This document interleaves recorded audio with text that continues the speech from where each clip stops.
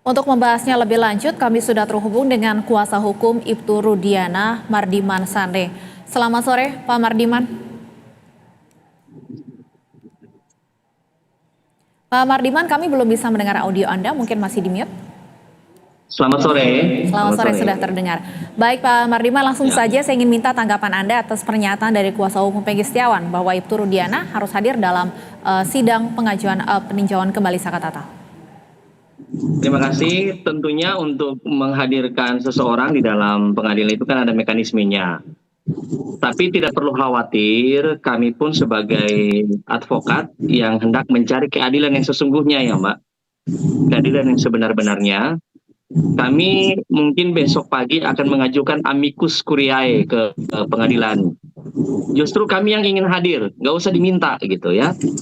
Kami ingin menghadirkan Pak Rudiana supaya semua jelas dan terang benderang dan semua tuduhan, semua fitnah, semua katanya yang selama ini beredar di masyarakat akan kita jawab.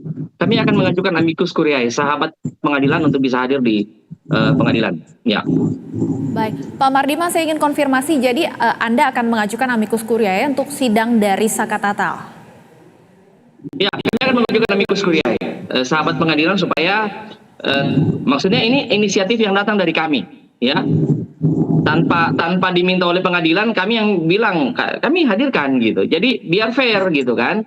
Nah, memang selama ini sekali lagi saya tegaskan, Pak Rudiana ini bukan tidak mau hadir, bukan tidak mau menampakkan diri, bukan tidak mau berbicara di hadapan publik. Beliau sampai sekarang statusnya masih sebagai anggota Polri aktif, yang mana pasti ada rambu-rambunya kalau beliau mau bicara. Tapi karena ini sudah masuk ke dalam ranah pengadilan, di mana semua hal harus dibuka dengan terang benderang, sehingga kami memutuskan akan mengajukan amicus curiae. Begitu Mbak kira-kira. Yang dimaksud dengan kami ini siapa saja, Pak Mardiman? Kami para advokat. Kami para advokat mengajukan amicus curiae agar supaya Pak Rudiana bisa dihadirkan di pengadilan. Baik, sudah bergabung juga kuasa hukum dari Peggy Setiawan, Pak Tony RM. Selamat sore, Pak Tony. Ya, selamat sore. Baik, Pak Tony, bisa dijabarkan kembali apa alasan Anda meminta agar Ibtu Rudiana dihadirkan di pengadilan? Ya, saya apresiasi pertama kepada kuasa hukumnya Pak Rudiana karena demi mengungkap kebenaran, maka hal yang sama juga disampaikan, diinginkan oleh Pak kuasa hukum Pak Rudiana ya, bahwa Pak Rudiana harus dihadirkan. Artinya ingin dihadirkan untuk mengungkap kebenaran. Itu yang pertama saya apresiasi.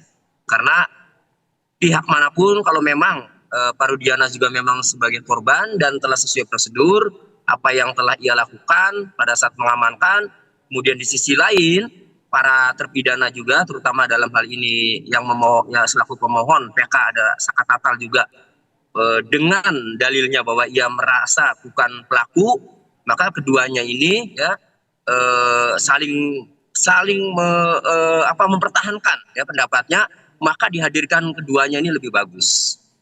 Pada prosedurnya ya, pemeriksaan peninjauan kembali itu memang saksi-saksi yang pernah dihadirkan pada sidang sebelumnya, pada sidang di tingkat pertama itu memang tidak dapat dihadirkan.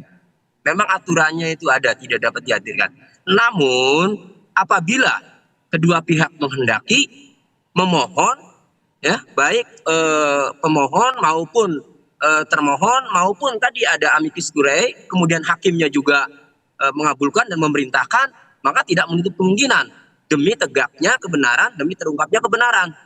Nah, apa dasarnya kami mendorong agar Pak Rudiana ini ya dihadirkan dan disambut baik sama kuasa hukum Pak Rudiana, karena tadi dalam putusan pengadilan atas nama 8 terpidana, putusan nomor 16, nomor 3 dan nomor 4 ya, itu yang mengamankan 8 orang yang kini sudah divonis menjadi terpidana ya, itu adalah Pak Rudiana.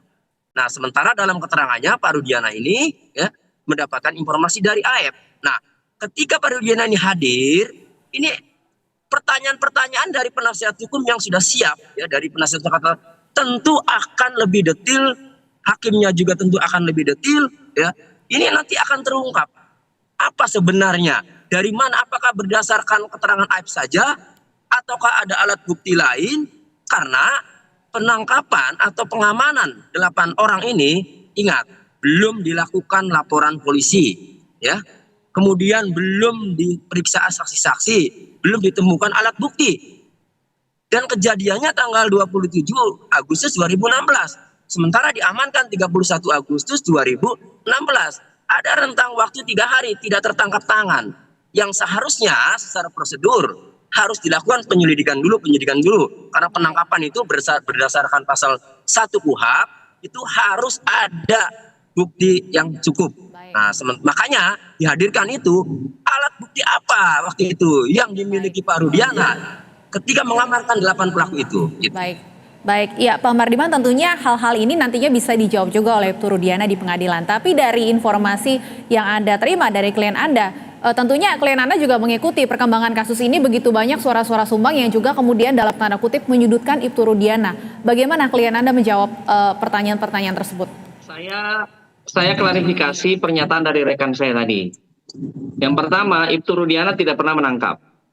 Kalau pernah menangkap, mana bisa buktikan nggak bahwa beliau ada surat perintah penangkapan? Beliau bekerja berdasarkan insting sebagai bapak yang kehilangan anaknya. Kita appreciate situ dulu. Ya, anaknya meninggal, dilaporkan oleh Polsek Talun kecelakaan tunggal. Beliau datang membuka bungkus mayat anaknya di malam tanggal 26 atau 27 begitu, di jam 1 atau jam 2 malam, sudah tengah malam. Dan beliau memiliki intuisi sebagai seorang polisi bahwa ini pasti bukan kecelakaan tunggal. Karena tengkoraknya lembek, giginya patah semua, pokoknya mengerikan lah Mbak situasinya. Dan kemudian ada visum et repertum, meskipun belakangan kita lebih suka menyatakan itu ekshumasi. Kenapa ekshumasi? Seperti kasus Brigadir J sudah sempat dimakamkan baru kemudian digali ulang, ya. Nah, itu ada dalam putusannya Sakatatal. Nah, semua keterangannya Pak Rudiana, jadi tidak benar juga kalau ada framing atau ada berita-berita yang mengatakan Pak Rudiana tidak pernah hadir di pengadilan. Dalam putusan Sakatatal, Rudiana itu hadir di pengadilan. Baca dari halaman 39 sampai 45. Dia menceritakan semua di situ kronologisnya di hadapan persidangan dan di bawah sumpah. Nah, terkait kemudian saksi-saksi yang bernama Dede dan sebagainya, mereka mengatakan bahwa mereka tidak dilarang hadir. Ada salah satu media juga kemarin saya bicara di salah satu stasiun TV mengatakan bahwa Dede mengatakan Rudiana melarang hadir. Nah, ini lucu. Kapasitas Rudiana yang melarang itu apa? Bahkan kemarin saya bilang sama kuasa hukumnya Dede yang namanya Pak, saya lupa lah kemarin salah satu itulah pokoknya dari Peradi itu. Saya bilang kalau Pak Rudiana melarang Dede hadir, ya berarti Pak Rudiana menghalang-halangi saksi hadir dong. Tapi harus dibuktikan juga benar nggak Pak Rudiana menghalangi. Dan berarti Dede juga kena sanksi kena sanksi di KUHP juga. Orang yang dipanggil oleh hakim tidak mau hadir. Nah, jadi ini kan teka-teki yang memang sama-sama kita luruskan. Berulang-ulang saya bilang lebih mulia membebaskan 1000 orang bersalah daripada menghukum 1 orang tidak bersalah. Pada kesempatan ini saya selalu bilang, dimanapun saya selalu bilang, saya menolak dengan tegas kalau dikatakan ini kecelakaan. Seperti kata dugaan dari pengacara tadi pagi di Kompas, pengacaranya Sakatatal, dia bilang ini mungkin kecelakaan. Enggak. Kalau kecelakaan pasti tidak. Ini feeling saya juga mengatakan hasil, saya juga membaca berkas-berkas, ini mengatakan ini adalah pembunuhan. Nah, cuma memang apakah anak-anak adik-adik ditangkap sekarang itu adalah pembunuhnya? Itu kan harus kita luruskan sama-sama. Jangan sampai kita menghukum orang yang salah. Dan kemudian jangan sampai juga Ibtu Rudiana di framing seolah-olah dia melakukan penyelidikan dan penyidikan di luar kewenangan dia. Dia tidak melakukan penyidikan, dia melakukan investigasi selayaknya wartawan atau siapapun lah. Ya, di antara kita yang curiga dengan sesuatu, kita juga bisa melakukan investigasi. Nah, begitu dirasa bukti awalnya cukup, ya, kemudian Pak Rudiana menyerahkan ini kepada polisi. Kira-kira begitu, Mbak, yang bisa saya luruskan. Baik, yang jelas Pak Mardiman, penegasan kembali Ibtu Rudiana siap untuk hadir di pengadilan jika dipanggil.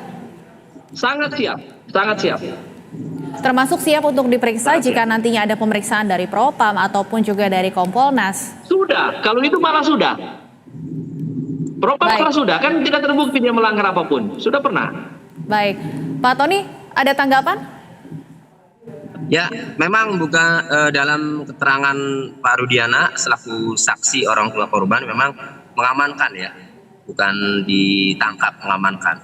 Nah, hanya saja dalam mengamankan itu tentu kan tidak asal orang yang harus diamankan, apalagi Pak Rudiana seorang anggota polisi. Walaupun Pak Rudiana itu sebagai nalurinya sebagai orang tua yang anaknya telah meninggal dunia, sama ya ketika saya misalnya, mohon maaf ya, amit-amit ketika mengalami hal seperti itu juga mungkin emosi ya, atau langsung melakukan langkah-langkah ya. Namun Pak Rudiana ini kan seorang anggota polisi, jadi dalam mengamankan pun ya memang seharusnya ya ini harus orang yang benar-benar ya pinjam dulu lah sebagai penyidik kan gitu, aturan bahwa ini benar-benar sebagai pelaku, ada indikasi apa, ada alat buktinya apa kan, itu kan nggak mungkin asal saja.